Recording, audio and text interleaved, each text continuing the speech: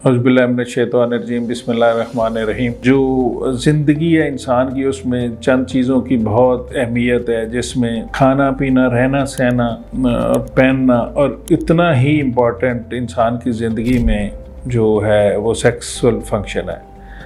Sexual function के बगैर ज़िंदगी दोनों पार्टनर्स की, मेल और फीमेल पार्टनर्स की अधूरी है। मेल डोमिनेट सोसाइटी में जो है ये ज़्यादा जो है ना, लोग इसके बारे में बात करना हमारे सोशल सेटअप में मुनासिब नहीं समझते कि उसको कोई सेक्स के हवाले से तकलीफ़ का सामना है। तो सेक्सुअल डिसफंक्शन या इरेक्टाइल डिसफंक्शन दो वजूहात से हो सकता है। एक तो वजह है नफ्सियाती, कि बंदा जो है ना वो थोड़ा सा डरा हुआ होता है और समझता है कि मैं ये काम कर नहीं सकता, और किसी ने उसे डराया होता है, या उसके पार्टनर ने उसके बारे में कोई बुरे रिमार्क्स दिए होते हैं, या वो किसी नफ्सियाती बीमारी में मुब्तला होता है तो उसके असरात इधर आते हैं, या वो कोई ऐसी दवाइयाँ खा रहा होता है नफ्सियाती जो इसको मुतासर कर सकती हैं।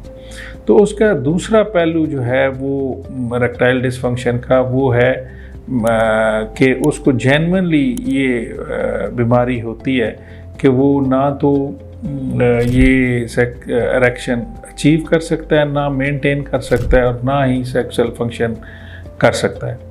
तो ऐसे लोग जो होते हैं,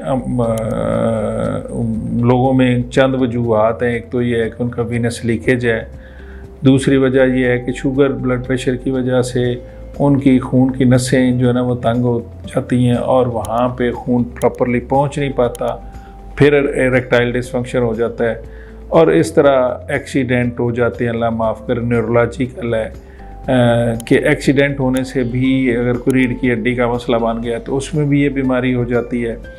और कुछ हार्मोनल्स इश्यूज़ होते हैं, जो दिमाग के लेवल से हार्मोन्स हैं वो उनकी मिकदार अच्छी नहीं होती, और फिर टेस्टोस्टेरॉन और टेस्टिस से जो पैदा होता है उसकी मिकदार अच्छी ना होने से भी ये इरेक्टाइल डिसफंक्शन हो जाता है। तो हर जो इरेक्टाइल डिसफंक्शन है उसका इलाज बीमारी की नोयत के हिसाब से होता है। जो लोग हैं नफ्सियाती तो उनका इलाज दवाइयों से मुमकिन है।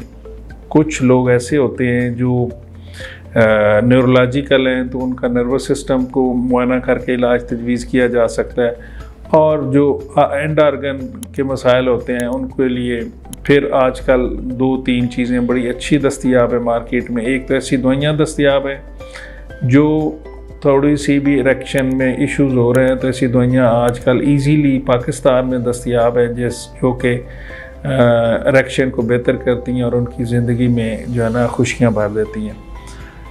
कुछ लोगों में ये दवाइयाँ असर नहीं करती तो कुछ सक्शन वैक्यूम डिवाइस हैं वो इस्तेमाल किए जा सकते हैं। कुछ लोगों में इंजेक्शंस भी इस्तेमाल किए जा सकते हैं।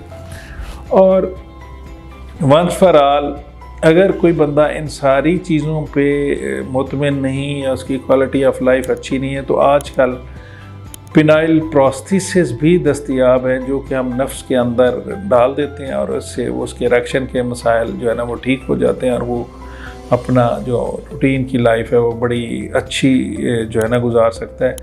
ये पिनाइल प्रोस्थेसिस, ये दवाइयाँ, ये कुछ सिंपल चीज़ें नहीं हैं, ये फैमिली ब्रेक डाउन को बचाने के भी इलाज हैं, जो कि पाकिस्तान में अभी इन चीज़ों को बहुत ज़्यादा अहमियत नहीं दी जाती, लेकिन डीप डाउन ये बहुत ही ज़रूरी प्रॉब्लम है, और इसको बहुत ही नीचे वाले लेवल पे लोगों को समझाने की ज़रूरत है कि अगर वो इस तरह की बीमारी में मुब्तला है तो डॉक्टर से मशवरा करें, हमारे पास आएँ और हम उसका इलाज करेंगे।